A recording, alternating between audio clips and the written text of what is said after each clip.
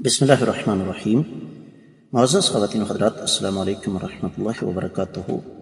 رب کائنات کے بے مثال دین کی ایک ایک تعلیم پر غور کیا جائے تو قربان جانے کو جی چاہتا ہے۔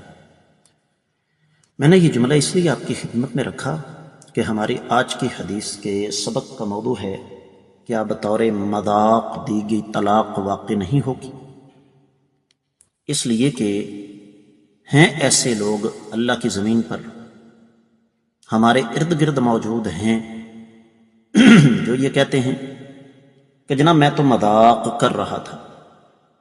ظالموں، تمہیں مذاق کرنے کے لیے اللہ تعالیٰ کا دین ہی ملا اور بیوی کے ساتھ مذاق کرتے ہوئے تمہیں طلاق ہی ملی تھی۔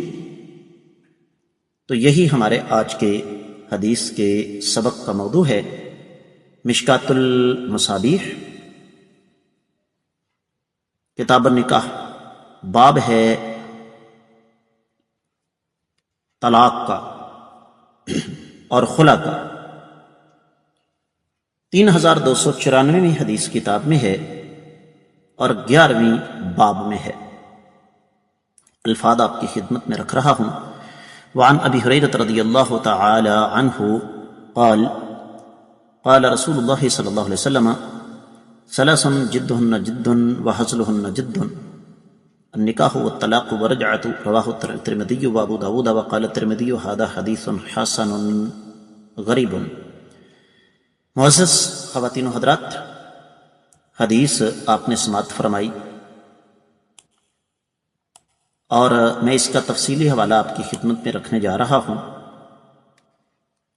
سنن ترمذی وغیرہ میں اگرچہ یہ حدیث موجود ہے، لیکن میں سنن ابی داؤد سے آپ کی خدمت میں رکھ رہا ہوں۔ سنن ابی داؤد کتاب ہے طلاق کے فروعی مسائل اور باب ہے ہنسی مذاق میں دی گئی طلاق، 2194 حدیث۔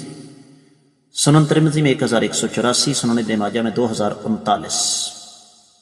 اور اس حدیث کو شیخ البانی، شیخ زبیر علی زئی حسن قرار دیتے ہیں۔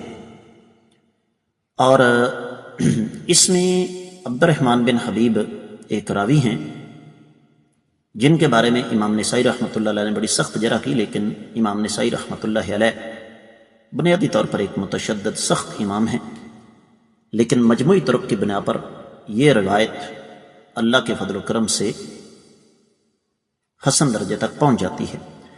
ترجمہ سماعت فرمائیے گا کہ سیدنا ابو ہریرہ رضی اللہ تعالیٰ عنہ نے نبی علیہ الصلوۃ والسلام سے روایت کی ہے۔ آقا علیہ السلام نے ارشاد فرمایا، 3 چیزیں ایسی ہیں چاہے سنجیدگی سے کی جائیں یا ہنسی مذاق میں ان کا اعتبار ہوگا، وہ نکاح، طلاق اور رجوع ہیں۔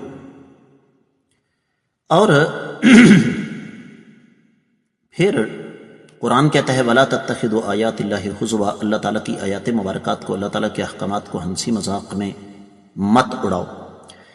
لہذا اگر کوئی شخص یہ کہتا ہے طلاق دینے کے بعد، اور اکثریت ایسے کرتی ہے، ہمارے سامنے ایسے کیسز آتے ہیں، اور جی بات اصل میں یہ ہے میں کوئی سنجیدہ تھوڑی تھا، میں تو اس کو ڈرانے کے لیے بس ہنسی مذاق کر رہے تھے، تو مذاق میں میں نے طلاق دے دی۔